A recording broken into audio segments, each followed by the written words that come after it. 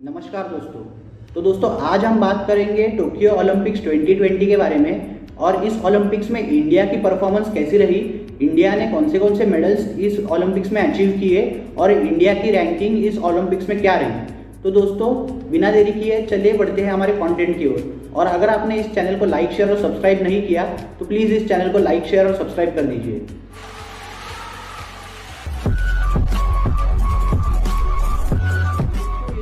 Olympics 2020 था, ये actually एक समर ओलंपिक्स का पार्ट था जिसे 2020 में कंडक्ट होना था, but due to rising covid cases इसे पोस्टपोन किया गया और इसे ईयर 2021 में कंडक्ट किया गया। और दोस्तों इसकी स्टार्टिंग डेट थी 23 जुलाई 2021 टू 8 अगस्त 2021।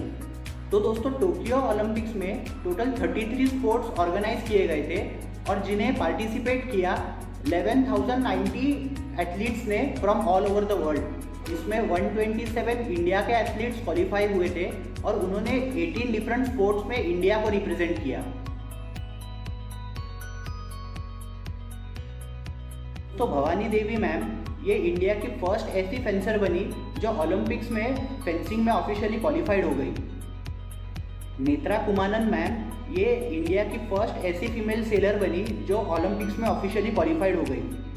साजन प्रकाश जी और श्रीहरि नटराज जी ये ऐसे फर्स्ट इंडियन स्विमर्स बने जिन्हें ओलंपिक्स में ए ग्रेड क्वालिफिकेशन मिला।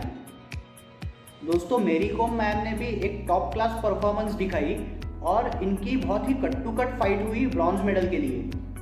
वुमेन्स हॉकी टीम की भी बहुत ही ज़्यादा लाजवाब परफॉर्मेंस रही और उन्होंने 4th प्लेस अचीव की वुमेन्स हॉकी में। हर बार ये बात ज़रूरी नहीं होती कि इंडियंस मेडल ही लेके आए। हम सैल्यूट करते हैं इन प्लेयर्स के हार्डवर्क और डेडिकेशन को और हम एज ए इंडियंस थैंक्स कहते हैं इन्हें इंडिया को इस लेवल पे रिप्रेजेंट करने को। तो दोस्तों इन टोक्यो ओलंपिक्स इंडिया की रैंक 48 रही अमंग 206 पार्टिसिपेंट्स। इंडिया ने टोटल 7 मेडल्स जीते जिसमें से 4 ब्रॉन्ज, 2 सिल्वर और 1 गोल्ड है। तो दोस्तों ऑन 24 जुलाई मीराबाई चानू द्वारा हमारा फर्स्ट सिल्वर मेडल जीता गया in women's wrestling 49 kg। On 1 August women's single badminton में पीवी सिंधु मैम ने ब्रॉन्ज मेडल जीता। ऑन 4 अगस्त वुमेन्स बॉक्सिंग में लोलिना बोरोगैन मैम ने एक ब्रॉन्ज मेडल जीता।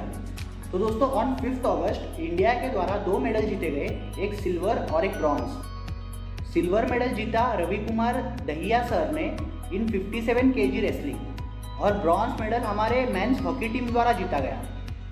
On 7 August Bajrang Punia sir ने रेसलिंग 65 kg में ब्रॉन्ज मेडल जीता और हमारे नीरज चोपड़ा सर ने एथलेटिक्स के जैवलिन थ्रो में गोल्ड मेडल जीता। तो दोस्तों ये one of the best performance था इंडिया का इन ओलंपिक्स और कई डिफरेंट पार्ट से कई डिफरेंट लोगों ने अपनी मेहनत और लगन से हमारे देश का नाम रोशन किया।